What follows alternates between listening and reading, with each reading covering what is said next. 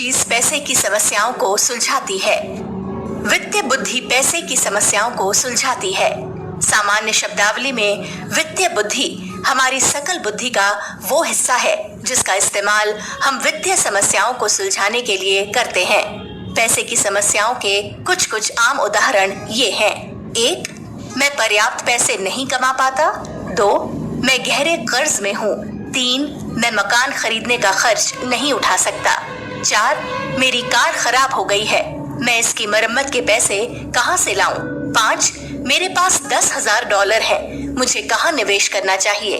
6. मेरा बच्चा कॉलेज जाना चाहता है लेकिन हमारे पास पैसे नहीं है। 7. मेरे पास रिटायरमेंट के लिए पर्याप्त पैसे नहीं है। 8. मैं अपनी नौकरी को पसंद नहीं करता लेकिन मैं इसे छोड़ना वहन नहीं कर सकता। 9. मैं रिटायर हो चुका हूँ और मेरे पास पैसे खत्म हो रहे हैं। 10. मैं सर्जरी का खर्च नहीं उठा सकता। वित्तीय बुद्धि पैसे की इन समस्याओं सहित दीगर समस्याओं को भी सुलझाती है। दुर्भाग्य से अगर हमारी वित्तीय बुद्धि इतनी विकसित नहीं है कि हमारी समस्याओं को सुलझा पाए तो समस्याएं जारी रहती हैं, वे दूर नहीं होती हैं। कई बार तो वे बदतर हो जाती हैं और पैसे संबंधी ज्यादा समस्याओं को उत्पन्न करती हैं। मिसाल के तौर पर करोड़ों लोग हैं जो रिटायरमेंट के लिए पर्याप्त पैसे नहीं जोड़ पाते हैं। अगर वे इस समस्या को सुलझाने में असफल रहते हैं तो समस्या बदतर हो जाएगी। जब ज्यादा बूढ़े होने पर उन्हें इलाज के लिए ज्यादा पैसों की जरूरत होगी, चाहे आप इसे पसंद करें या ना करें। पैसा जीवन शैली और जीवन की गुणवत्ता को प्रभावित करता है। साथ ही ये समस्याओं और समस्या रहित विकल्पों का खर्च उठाने में भी मदद करता है। पैसा विकल्प चुनने की जो स्वतंत्रता देता है वो हिच हाइकिंग यानी लिफ्ट मांगने या बस पकड़ने या प्राइवेट जेट से यात्रा करने के बीच का फर्क हो सकता है। पैसे की समस्याएं सुलझाने से आप ज्यादा स्मार्ट बनते हैं। जब मैं छोटा था तो अमीर डैडी ने मुझसे कहा था, पैसे की समस्याएं तुम्हें ज्यादा स्मार्ट बनाती हैं, बशर्ते तुम समस्या को सुलझा लो। उन्होंने ये भी कहा था, अगर तुम अपनी पैसों की समस्या को सुलझा लेते हो तो इससे तुम्हारी वित्तीय बुद्धि बढ़ती है। जब तुम्हारी वित्तीय बुद्धि बढ़ती है तो तुम ज्यादा अमीर बनते हो। अगर तुम अपने पैसे की समस्या को नहीं सुलझा पाते हो तो तुम ज्यादा गरीब बनते हो। अगर तुम अपने पैसे की समस्या को नहीं सुलझा पाते हो तो वो समस्या अक्सर दूसरी समस्याओं को पैदा कर देगी। अगर आप अपनी वित्तीय बुद्धि को बढ़ाना चाहते हैं तो आपको समस्या सुलझाने वाला बनने की जरूरत है। अगर आप पैसे की समस्याओं को नहीं सुलझा पाते हैं तो आप कभी अमीर नहीं बन पाएंगे। वास्तव में समस्या जितनी ज्यादा देर तक कायम रहती है, आप उतने ही ज्यादा गरीब बनेंगे। एक समस्या दूसरी समस्याओं की ओर कैसे ले जाती है, ये बताते समय अमीर डैडी ने दांत दर्द का उदाहरण दिया था। उन्होंने कहा था, पैसे की समस्या होना दांत के दर्द जैसा होता है। अगर आप इस दर्द को दूर नहीं कर पाते हैं तो आपको बुरा महसूस होता है। अगर आप बुरा महसूस करते हैं तो आप ठीक से कामकाज नहीं कर सकते क्योंकि आप चिड़चिड़े हो जाते हैं। दांत दर्द ठीक न होने की वजह से दूसरी बीमारियां भी हो सकती हैं क्योंकि कीटाणु पैदा होकर फैल सकते हैं। एक दिन आपकी नौकरी चली जाएगी क्योंकि आप अपनी दीर्घकालीन बीमारी के कारण नौकरी पर नहीं जा पाए। नौकरी के बिना आप अपने मकान का किराया नहीं चुका सकते। अगर आप किराया चुकाने की समस्या को नहीं सुलझा पाते हैं तो आप सड़क पर आ जाते हैं, बेघर, बीमार, कूड़ेदानों में भोजन की तलाश करते हुए, और आपके दांत का दर्द अब भी कायम है। हालांकि ये काफी अतिशयोक्तिपूर्ण उदाहरण था, लेकिन ये कहानी मुझे याद रही। मुझे बचपन में ही समस्याएं सुलझाने का महत्व समझ आ गया और इसे न सुलझाने के डोमिनो प्रभाव का एहसास हो गया। कई लोग अपनी वित्तीय समस्याओं को तब तक नहीं सुलझाते हैं जब वे छोटी होती हैं, यानी दांत दर्द की अवस्था में होती हैं। समस्या को सुलझाने के बजाय वे इसे नजरअंदाज करके या समस्या की जड़ को दूर न करके इसे बदतर बना लेते हैं। मिसाल के तौर पर जब पैसे की तंगी होती है तो इसे दूर करने के लिए लोग अपने क्रेडिट कार्ड का इस्तेमाल करते हैं। जल्दी ही उनके पास क्रेडिट कार्ड के बिलों का ढेर लग जाता है और कर्ज देने वाले पैसे मांगने के लिए चीख पुकार मचाने लगते हैं। अपने क्रेडिट कार्ड का उधारण चुकाने के लिए वे होम इक्विटी लोन ले लेते हैं। समस्या ये है कि वे अब भी क्रेडिट कार्ड का इस्तेमाल करते रहते हैं। अब उन पर होम इक्विटी मांगने की किस्त चुकाने का अतिरिक्त बोझ बढ़ चुका होता है और ज्यादा क्रेडिट कार्ड आ चुके होते हैं। कर्ज की इस समस्या को सुलझाने और पुराने क्रेडिट कार्ड का भुगतान करने के लिए वे नए क्रेडिट कार्ड ले लेते हैं। पैसे की बढ़ती समस्याओं की वजह से वे निराश महसूस करते हैं, इसलिए वे नए क्रेडिट कार्ड का इस्तेमाल करके वेकेशन मनाने चले जाते हैं। जल्दी ही वे अपने मॉर्गेज या क्रेडिट कार्ड का भुगतान करने में असमर्थ हो जाते हैं और खुद को दिवालिया घोषित करने का निर्णय लेते हैं। दिवालिया घोषित करने के साथ मुश्किल ये है कि समस्या की जड़ अब भी वहाँ पर है, दांत दर्द की तरह। समस्या की जड़ वित्तीय बुद्धि का अभाव है। इस वजह से वे आसान वित्तीय समस्याओं को सुलझाने में अक्षम रहते हैं। समस्या की जड़ को सही करने के बजाय इस मामले में खर्च की आदतें कई लोग समस्या को नजरअंदाज कर देते हैं। अगर आप खरपतवार को जड़ से नहीं उखाड़ते हैं और सिर्फ इसका ऊपरी हिस्सा काटते हैं, तो वो ज्यादा जल्दी फैलेगी और ज्यादा बड़ी बन जाएगी। यही आपकी वित्तीय समस्याओं के बारे में भी सही है। हालांकि ये उदाहरण अतिशयोक्तिपूर्ण लग सकते हैं, लेकिन वे असामान्य नहीं हैं। मुद्दे की बात यह है कि वित्तीय समस्याएं सिर्फ समस्या नहीं, बल्कि वे समाधान भी हैं। अगर लोग इन समस्याओं को सुलझा लेते हैं, तो वे ज्यादा स्मार्ट बन जाते हैं। उनका वित्तीय IQ बढ़ जाता है। ज्यादा स्मार्ट बनने के बाद वे ज्यादा बड़ी समस्याओं को सुलझा सकते हैं, और अगर वे ज्यादा बड़ी वित्तीय समस्याओं को सुलझा सकते हैं, तो वे ज्यादा अमीर बन जाते हैं। मैं गणित का उदाहरण देना चाहूँगा। कई लोग गणित से नफरत करते हैं। जैसा आप जानते हैं, अगर आप गणित का होमवर्क नहीं करते हैं, गणित की समस्याओं को सुलझाने का अभ्यास, तो आप गणित की समस्याएं नहीं सुलझा सकते।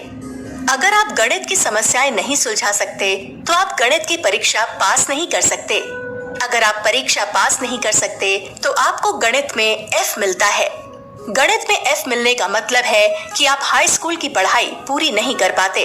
अब आपको जो एकमात्र नौकरी मिल सकती है, वो मैकडॉनल्ड्स में न्यूनतम वेतन वाली नौकरी है। ये उदाहरण आपको स्पष्टता से बता देता है कि किस तरह एक छोटी समस्या एक बड़ी समस्या में बदल सकती है। दूसरी तरफ अगर आप मेहनत से गणित की समस्याएं सुलझाने का अभ्यास करते हैं, तो आप ज्यादा बुद्धिमान हो जाते हैं और ज्यादा जटिल सूत्र हल करने की क्षमता हासिल कर लेते हैं। बरसों तक कड़ी मेहनत करने के बाद आप गणित में जीनियस बन जाते हैं, और जो चीजें पहले मुश्किल लगती थी, अब वे आसान लगने लगती हैं। हम सभी को 2 धन 2 से शुरू करना पड़ता है, लेकिन सफल लोग वहीं नहीं रुकते हैं। गरीबी का कारण। गरीबी का मतलब समाधानों की तुलना में समस्याओं का ज्यादा होना है। गरीबी का मतलब है कि वो व्यक्ति समस्याओं से हार गया है जिन्हें वो नहीं सुलझा सकता। वित्तीय समस्याएं गरीबी की एकमात्र कारण नहीं होती। इस तरह की समस्याएं भी इसका कारण हो सकती हैं। नशे की लत, गलत व्यक्ति से शादी करना, अपराध वाले इलाके में रहना, नौकरी की योग्यताएं न होना, ऑफिस पहुंचने के लिए यातायात का न होना, या इलाज का खर्च न उठा पाना। अत्यधिक कर्ज और कम वेतन जैसी आज की कुछ वित्तीय समस्याएं ऐसे कारणों से उत्पन्न होती हैं, जिन्हें सुलझाना किसी व्यक्ति के बूते की बात नहीं होती, क्योंकि इनका ज्यादातर संबंध हमारी सरकार और भ्रामक अर्थव्यवस्था से होता है। मिसाल के तौर पर कम वेतन का एक कारण ये है कि उत्पादन की ज्यादा वेतन वाली नौकरियां विदेशों में जा रही हैं। आज नौकरियां तो बहुत सारी हैं, लेकिन वे उत्पादन के बजाय सेवा क्षेत्र में हैं। जब मैं छोटा था, तब जनरल मोटर्स देश की सबसे बड़ी नियोक्ता थी। आज वॉलमार्ट देश का सबसे बड़ा नियोक्ता है। हम सभी जानते हैं कि वॉलमार्ट ज्यादा वेतन देने के लिए मशहूर नहीं है, ना ही ये उदार पेंशन के लिए मशहूर है। 50 साल पहले तक ये संभव था कि ज्यादा शिक्षा के बिना भी कोई व्यक्ति वित्तीय दृष्टि से अच्छा प्रदर्शन करे। हाई स्कूल की डिग्री के दम पर भी कोई युवक तुलनात्मक रूप से अच्छे वेतन वाली नौकरी हासिल कर सकता था। कार उत्पादन या स्टील उत्पादन वाली कंपनी में आज उसे सिर्फ बर्गर बनाने की नौकरी मिल सकती है। 50 साल पहले निर्माता या उत्पादन कंपनियां स्वास्थ्य सुविधा और रिटायरमेंट के लाभ देती थीं। आज करोड़ों कर्मचारियों का वेतन कम है। इसके अलावा उन्हें अपने इलाज पर खुद खर्च करना पड़ता है और रिटायरमेंट के लिए खुद ही बचाना होता है। इन वित्तीय समस्याओं को सुलझाने की कोई कोशिश नहीं की जा रही है, इसलिए वे हर दिन ज्यादा बड़ी बन रही हैं। ये समस्याएं ज्यादा बड़ी राष्ट्रीय समस्या से उत्पन्न होती हैं, जिसे बदलना या सुलझाना व्यक्ति की शक्ति से परे है। वे खराब आर्थिक नीतियों और क्रोनिज्म से उत्पन्न होती हैं। पैसे के नियम बदल गए हैं। 1971 में राष्ट्रपति निक्सन ने स्वर्ण पैमाने को खत्म कर दिया। ये खराब आर्थिक नीति थी जिसने पैसे के नियम बदल दिए। ये संसार के इतिहास के सबसे बड़े वित्तीय परिवर्तनों में से एक है, लेकिन बहुत कम लोग इस परिवर्तन या विश्व की वर्तमान अर्थव्यवस्था पर इसके प्रभाव के बारे में जागरूक हैं। निक्सन की इस नीति के कारण ही आज बहुत सारे लोग वित्तीय दृष्टि से संघर्ष कर रहे हैं। 1971 में अमेरिकी डॉलर का निधन हो गया, क्योंकि तब ये पैसा नहीं रह गया, ये मुद्रा बन गया। पैसे और मुद्रा में बहुत फर्क होता है। मुद्रा या करेंसी शब्द करंट यानी प्रवाह शब्द से उत्पन्न हुआ है, जैसे बिजली का करंट। इस शब्द का मतलब है गतिविधि। बहुत सरल भाषा में कहें तो मुद्रा को चलते रहना चाहिए। अगर ये चलना छोड़ दे तो इसका मूल्य तेजी से घट जाता है। अगर मूल्य बहुत ज्यादा घट जाता है तो लोग इसे लेना छोड़ देते हैं। अगर लोग इसे लेना छोड़ दें तो मुद्रा का मूल्य गोता लगाकर शून्य हो जाता है। यानी 1971 के बाद अमेरिकी डॉलर शून्य की तरफ चलने लगा। ऐतिहासिक दृष्टि से सभी मुद्राएं अंततः शून्य की ओर चलती हैं। पूरे इतिहास में सरकारें मुद्राएं छापती रही हैं। क्रांतिकारी युद्ध के दौरान अमेरिकी सरकार ने कॉन्टिनेंटल नामक मुद्रा छापी थी। कुछ समय बाद इस मुद्रा का मूल्य शून्य हो गया। प्रथम विश्व युद्ध के बाद जर्मन सरकार ने अपने बिल चुकाने के लिए मुद्रा छापी। मुद्रास्फीति का विस्फोट हो गया और जर्मनी के मध्य वर्ग की सारी बचत मिट गई। 1933 में कुंठित और दिवालिया जर्मन लोगों ने एडोल्फ हिटलर को इस उम्मीद में अपना शासक चुना कि वो उनकी वित्तीय समस्याओं को सुलझा देगा।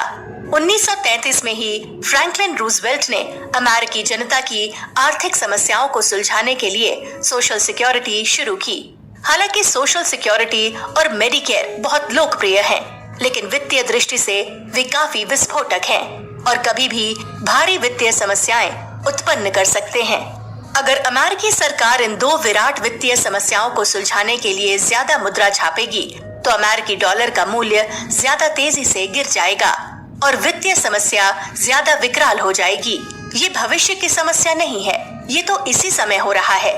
ब्लूमबर्ग की हाल की एक रिपोर्ट के अनुसार जब से जॉर्ज डब्ल्यू बुश ने जनवरी 2001 में कार्यभार संभाला, तब से अमेरिकी डॉलर की क्रय शक्ति 13.2% घट चुकी है।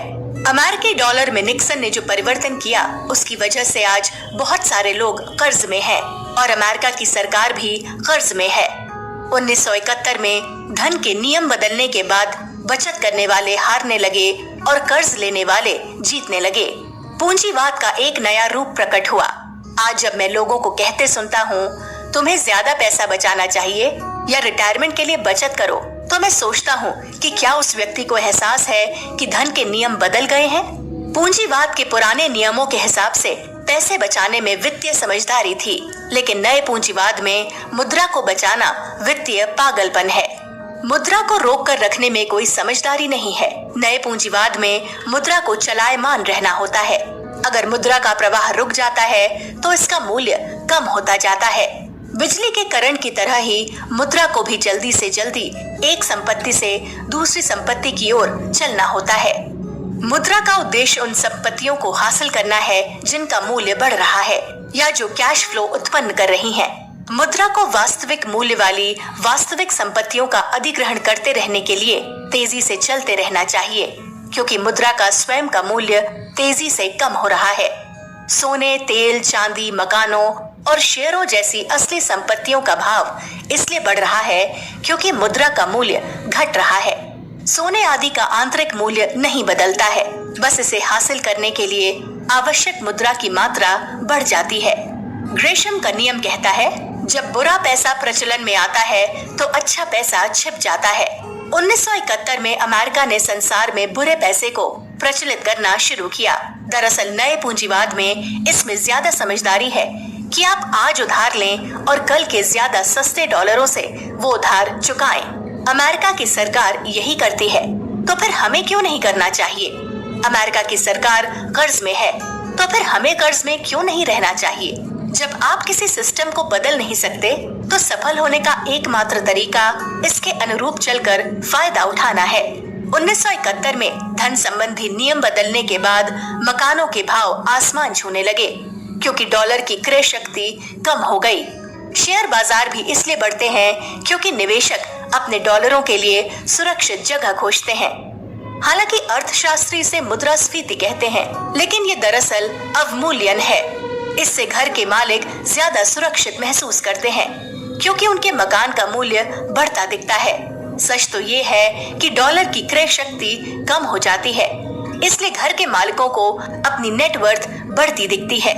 मकान के ऊंचे भाव और कम वेतन की वजह से युवाओं के लिए अपना पहला घर खरीदना ज्यादा मुश्किल हो जाता है। अगर युवा इस बात को नहीं समझ पाते हैं कि धन के नियम बदल गए हैं, तो उनकी स्थिति उनके माता पिता से ज्यादा बुरी होगी क्योंकि अमेरिकी मुद्रा का मूल्य आगे भी घटता रहेगा।